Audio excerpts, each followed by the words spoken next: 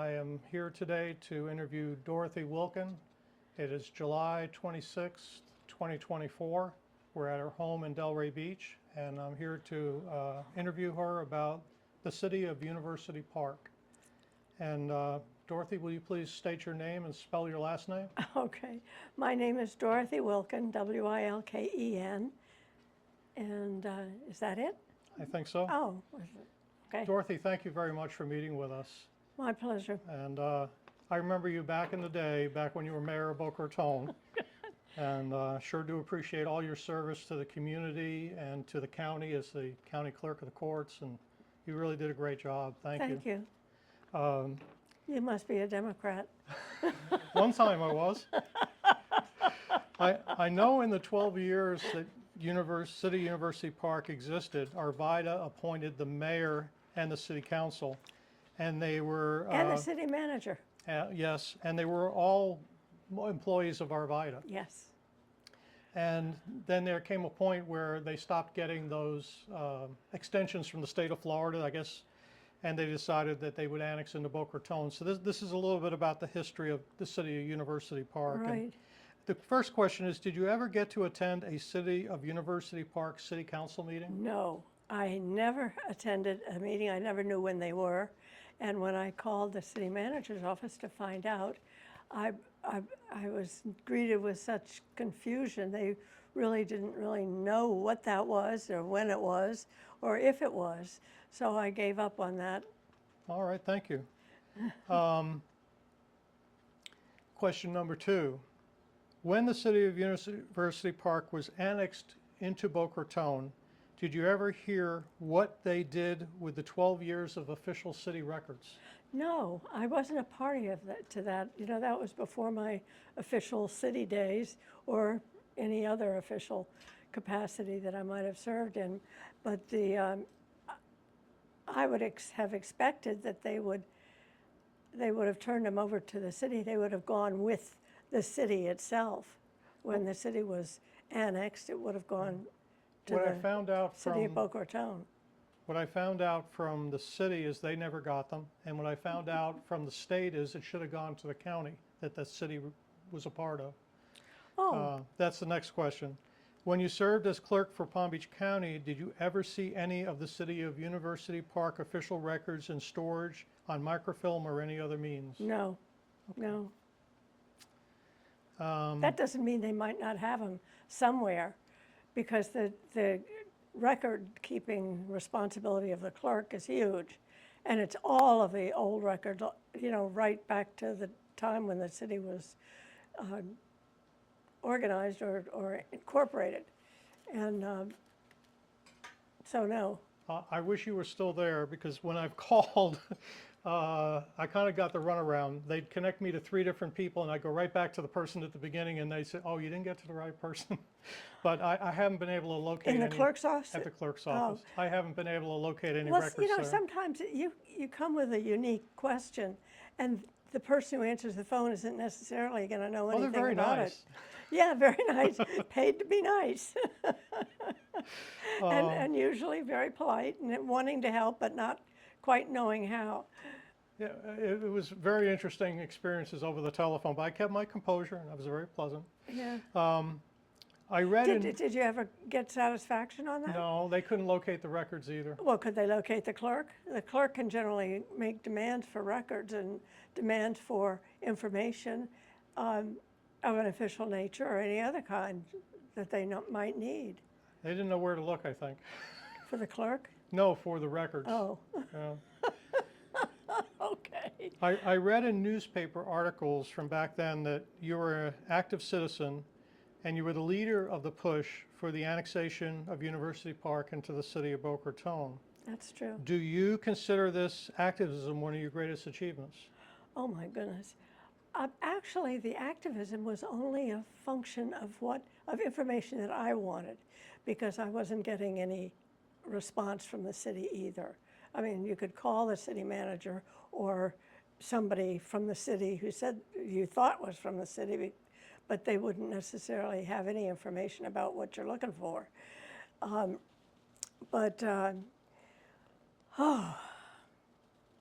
Where was I? Well, the question is, do you think that was one of your Yeah. greatest achievements? Um, I don't know. I kind of, no, I don't think it was my greatest achievement. I think probably in connection with the city of Boca Raton and the city of University Park, that probably the most important thing that happened from that, I think, was the focus of the public attention on limiting development so that the community does not overgrow its boundaries, its function, its ability to handle its business. Because doing that just simply means you continue to shell out more and more tax money to support a system that no longer provides useful information.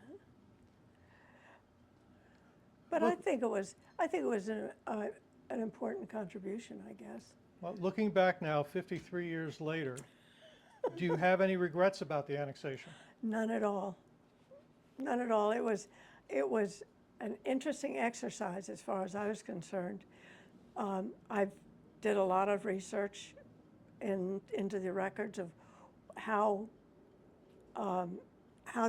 cities get formed and why and what happens, and so it gave me an underpinning of knowledge and understanding of how the city was developed and structured, and so I could go at getting information. But no, I don't know. Maybe I've just forgotten what was important. I don't know. All right. Can you think of any tidbits of knowledge you may have on the city of University Park that I will not find in my research or that I should look for? Tidbits of knowledge relative to, The city of University Park. yeah, I got that part. That's a very broad question. It depends on what you're looking for. If you want to know how the city developed and how it got zoned, how it, official action took place and how it was recorded, I haven't the foggiest notion what they did behind closed doors. And all of their meetings were behind closed doors. They had no public meetings that were announced to the people in University Park. They didn't want our input. They wanted, it was a private corporation exercising its functions as it relates to a city that they had incorporated because it was convenient, more convenient to be incorporated as a municipality than it was to deal with acreage. So it's All right. I don't know, am I getting to the heart of what you're looking for? I think so. One of my mysteries, and I'm trying to solve, is in 1959, at the beginning of University Park, there was about 3,100 acres. And at the end of the annexation into Boca Raton, it had grown to 4,700 acres. And we just found one public notice where they annexed land in 1963. Did they say where it was located? It was probably in the area of St. Andrews School, and the area between St. Andrews School and Yamada Road and about Power Line Road to St. Andrews Boulevard. I'm Okay. thinking it was in that vicinity. But that's the only newspaper article we found about them annexing additional lands. Yeah. Do you have any, aware of any other annexations that they actually performed? No, I'm not aware of anything. I know that they owned a lot of the property, the underlying property. And they could do pretty much what they wanted to with it because they had the zoning authority in the city that they owned or that they were running. And, but I don't recall I never saw a public notice that I remember. I found them in the Boca Raton News. Actually, Susan found them and sent them to me. In the legal notices? Yes, Okay, then that's because they were required. yes. The last question. How'd you react when Arvida attempted to de-annex University Park? I laughed and laughed and laughed because I'm still laughing. It was unsuccessful. It was unsuccessful, but they were so uncomfortable having this screwy little woman and her friends trying to tell them what to do with all those acres, all that millions of dollars of property, and when they had a plan and they had made a deal with the city council, and the city council in Arvida had made this deal, had not even bothered to notify the people in University Park that there was any such deal. So when they found that they could not do it without us and without a vote, then they said, never mind, but it was too late. Well, Dorothy, that concludes all my questions. Do you have anything else you'd like to add? Oh my gosh. Oh, well, let's see. What would I add if I were to add anything about that time? That time, well, let's see. Oh, I had 4 children. I think the oldest was about 6 when we moved there, and about 9 when all this stuff was taking place. That was the oldest. And we had a house full of animals because my husband was one of those people that gets sick animals and brings them home and makes them well and then hopefully turns them loose outside the house. And I was working at FAU at the time, and it was a very busy time, and I didn't know anybody in the neighborhood, and until I just called a meeting and said, we're going to have a meeting, and we're going to discuss these things. And the house was filled with residents. And out of that, we built a committee, and people took various responsibility for various jobs that needed to be done, information we needed to gather. And Do you remember your address at University Park where you lived back in those days? sure, 108 Gordon, no, wait a second. Say again, Marjorie. 101 Pinehurst. That's it. It's 101 Pinehurst Lane. Okay. It Thank was, you very much. you're very welcome. Okay, we're going to switch now. All right.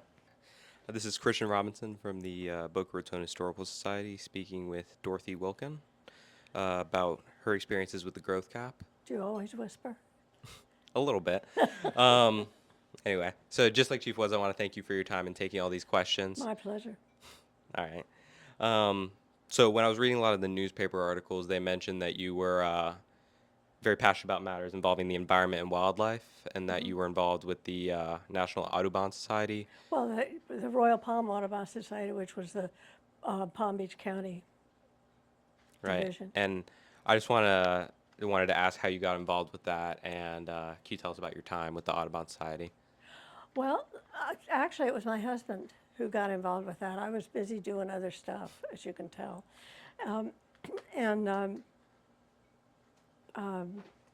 He got involved because he was interested in birds and the welfare of the birds, and people kept dragging them ashore, and they'd been eating oil and God knows what else. They'd been getting oil on their feathers. They'd swim through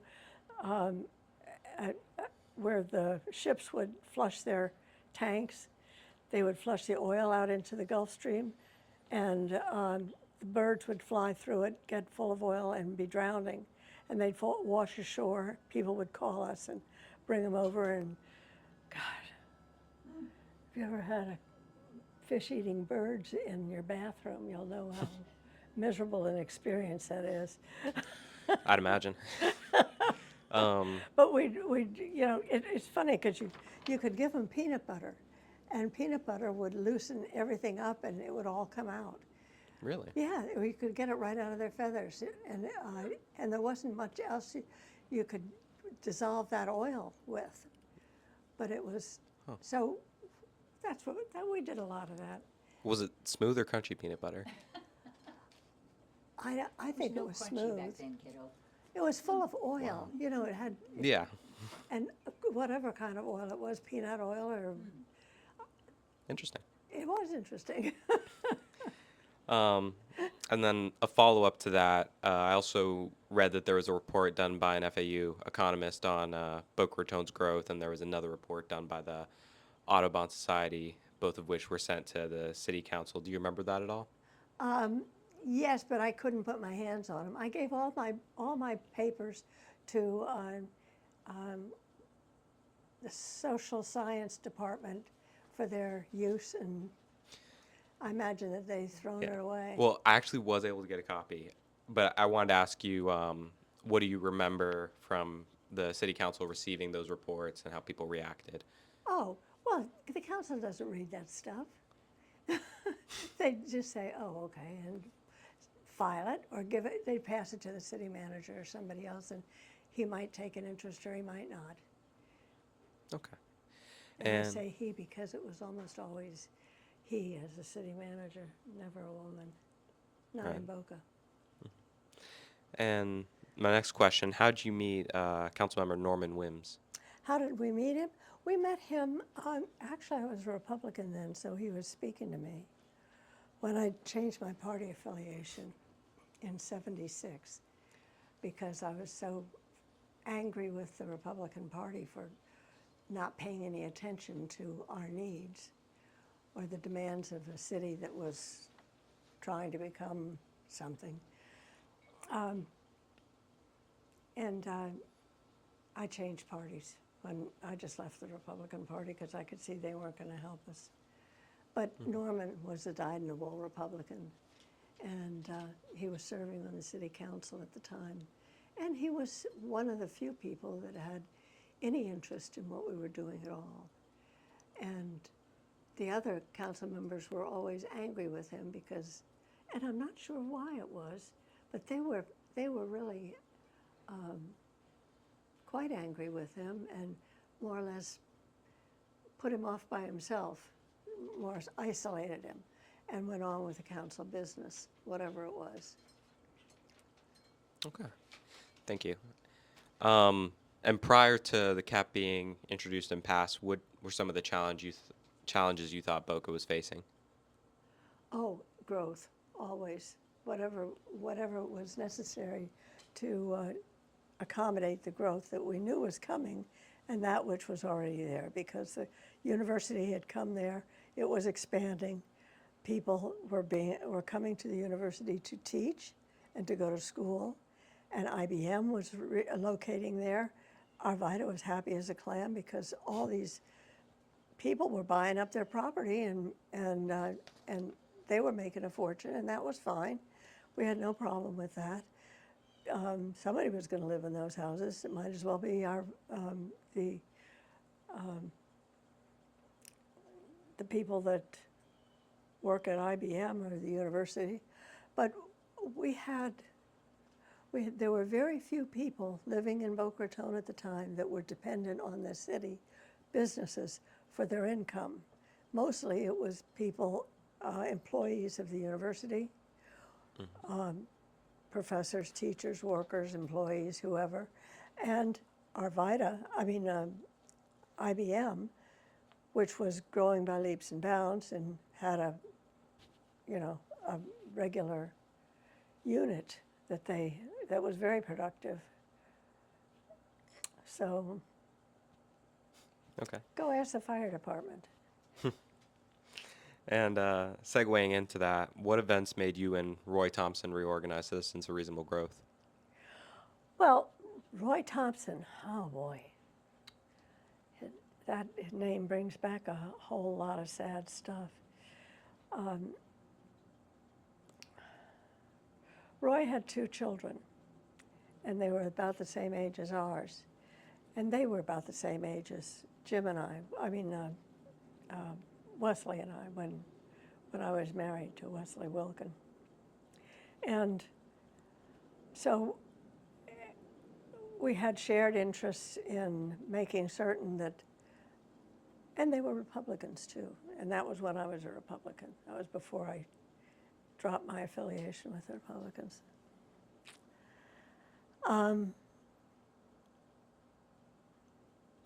Roy just got to be a really good friend. He was on the city council, and he didn't quite know what to do. He knew what he had in mind and what he wanted to do, but he wasn't quite sure how to get it done. And it was sure to be that the people, as the Arvida residents began to infiltrate the community residents, that there was going to be changes made. You know, they were going to run for office. They were going to do what people do when they move to a community.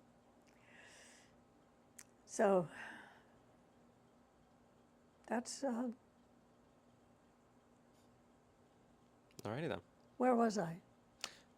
Uh, What was the question? what made you and Roy Thompson reorganize Citizens for Reasonable Growth? Oh, well, first of all, I'm not sure we reorganized it. In what way did we reorganize it? One of the newspaper articles just said that it had existed before and that you guys restarted it, so to speak. No. So you guys started originally. Yes. Yeah, it was never reorganized from anything that we found in place. There were a number of community organizations. The homeowners association was all the neighborhood homeowners associations would send somebody to that group, and so that became they were influential, and they were very, you know, they were just where we were, looking for ways to keep it a nice community where people could go to the beach, where they could go out to eat, where they wouldn't be afraid of being robbed while they were gone. Okay. And as you started organizing the Citizens for Reasonable Growth petition, driving, getting signatures, what were your interactions like with WIMS and the rest of the city council? Wimes. Sorry. It's okay. It's easy to get confused. I'm sorry that he's no longer alive. I'm sure he's not. He's dead. I don't think he's alive. No, I don't think so either. I'm not sure about his wife, but she would remember a lot of this. Okay. Harriet, I think her name is. But you can look it up and see if he's still around. I don't know. I'm sorry. That's okay. What was the question? So what were your interactions with WIMS and the city council like as you started organizing your petition? When I had the meetings in my house, when we called meetings in our house to talk about this stuff, I asked Wimes to come and explain some of the stuff that we were seeing, what had happened, how we could best address it, and he had some ideas, and he was very helpful with our ideas about how to make the city do what we wanted it to do. Okay. And what were your interactions like with people for Boca? Oh, fine. Yeah, there were a number of people that were interested in what had been going on, had watched it, but were not aware of us, and we weren't aware of them until this meeting I called at our house turned them up. All right. And what groups of Boca's population do you think supported CRG the most? Oh, the members of CRG itself, because there was I think it came down to a sampling of various groups that would send a member or two, sometimes more if they were interested, to our meeting, and would stay on top of what we were doing and then take the information back and share it with their members. But mostly we had to do with homeowner associations because those were the organizations that existed. The Chamber of Commerce was not at all interested in anything we were doing except to know what it was, because they were interested in growth, more business, more opportunities for money making, more things that business communities do, and that's their natural bent. Right. And they were never a friend of the organization, CRG. Right. And how did becoming mayor change the way you approached growth control? Well, how did becoming mayor or moving to the city council, or because there's a difference. That being on the city council is just holding a position on the council where you get to vote on matters coming before the commission. And, but being mayor gave you a position of some leadership in organizing the agenda for a meeting or dealing with things of official nature for the city. Although if the mayor were ever to make a move to support something where the rest of the council didn't agree, there was hell to pay.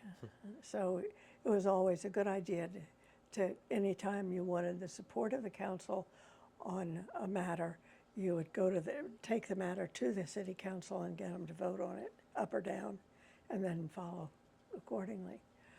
But let's go back to where your original question was. Repeat the question. How did becoming mayor change the way you approached growth Yeah. control? Actually, it gave me an official position that allowed me to speak with a firmer voice on any matter relating to city business. Right. So that's the only change, actually. Okay. And And I will say this, that when I ran for the city council, I had no idea of running for mayor.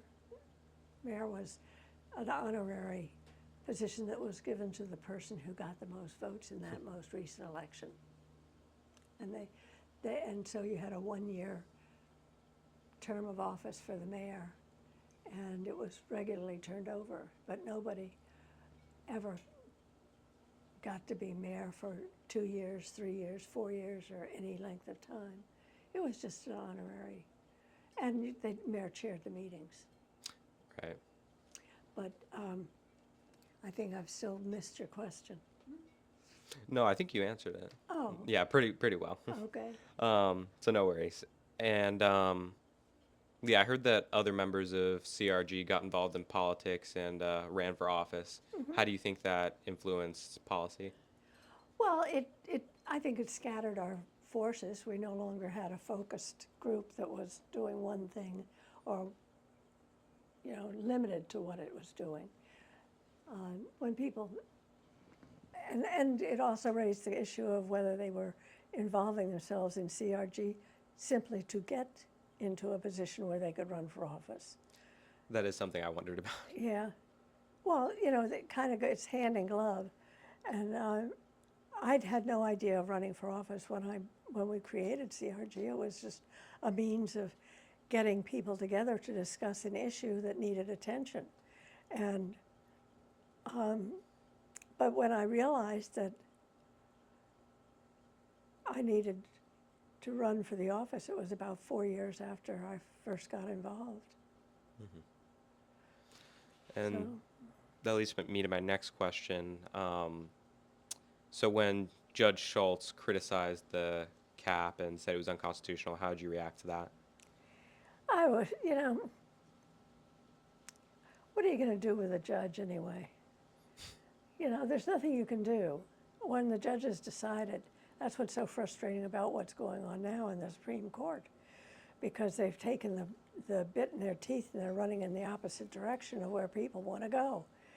And when that happens, it leaves you with your head shaking because you don't know what they're doing or what they're thinking about until you figure it out, and then you get mad.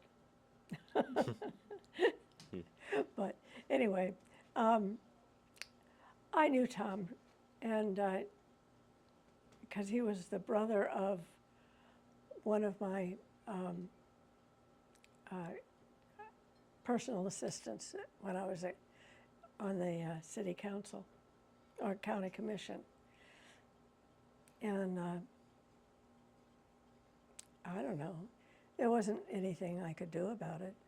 So we just said, okay, that's Tom's opinion. And And he wanted to say it was not,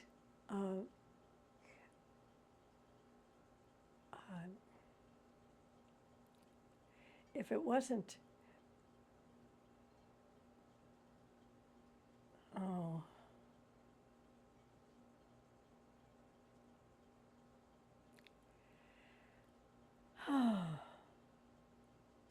If it's not legal to do what we were doing, then we had plenty of time to sort it out because we weren't going to stop doing it just because the judge didn't like it. Right.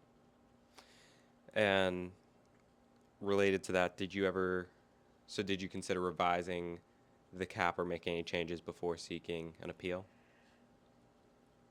No, not that I recall. We might have thought about it, might have talked about it, but it was a number that appeared to be good for the city and the volume of land in the city and the services available in the city and what the citizens were willing to tolerate. So, no, we didn't think about amending the number. All right. And how would you describe the role of developers like Arvida, Boca Villas, and Keating-Meredith in ensuring the cap was repealed? I don't know who those people are. I know who Arvida is. Keating-Meredith. Who's that? They filed, Boca Villas and Keating-Meredith, they filed a separate lawsuit from Arvida. Oh, really? Against the Yeah. city? I Yeah. wonder where I was. I don't remember that. Maybe they just went to the city attorney's office and he handled it. I don't know. Yeah. By But- then I was already getting involved in other municipal matters, in the operation of the city and the budget and the zoning and, things that were far removed from the cap. Right. And so in that case, sticking with Arvida, how would you describe their role in trying to get the cap repealed? Oh, they were very active. They didn't like it at all. They didn't until they realized that it was actually great for selling houses. They did. Yeah. Yeah, because when you have a community that's limited in its ultimate growth, and you know that what you move in next to is going to be that way for the rest of your ownership, probably, if not forever, then you're much happier with your purchase because things aren't changing. You don't have something else happening back here and over there that you didn't know about and weren't aware it was going to happen. So, All right. And my last question, what do you think the legacy of the growth cap is? well, I don't think there's really a legacy. I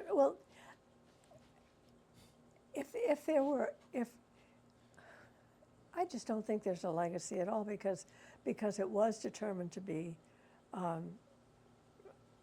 unconstitutional, therefore unenforceable, and the city has no desire to enforce it. If it had a desire to enforce it, then they would take steps and they would do it. They'd just quietly do it, and they'd make a growth plan for the city that would accommodate what they want and not anything else, and they wouldn't be criticized for it because they'd never put it down on paper. That is to say, they'd never put it down as a goal that we're going to limit growth. Limit growth, Yeah. That's so scary. And correction, we do have one more question. Could you please tell us about the Green Panther? That's not fair. The Green Panther was a figment of my family's imagination.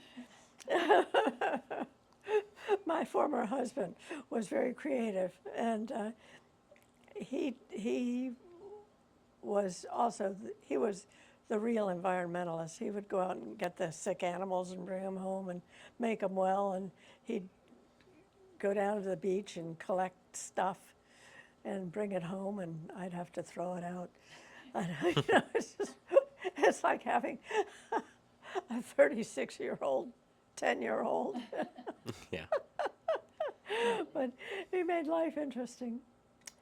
And so he billed himself as the Green Panther, and he put up a sign down at the inlet Oh, God, if you remember, you tell him. We have a picture of that. Yeah. Yeah, Yeah. that was my husband at the time. I hadn't, Okay, the truth I didn't comes know out. about it, and he wasn't talking. The truth comes out finally after all these years. Now we know the truth. I love it. All right. Is there anything else you'd like to share with us about the cap? Oh, no. Oh, about the cap. No, I don't think so. I think you've got it pretty much. Definitely. All right. If there's anything that you've forgotten or that comes up in your deliberations, feel free to call. Okay. And thank you so much for your time and answering all these my questions. pleasure. Thank you very much. Thank you. It was, All right. it was fun. Let me stop the recording now. Uh-huh.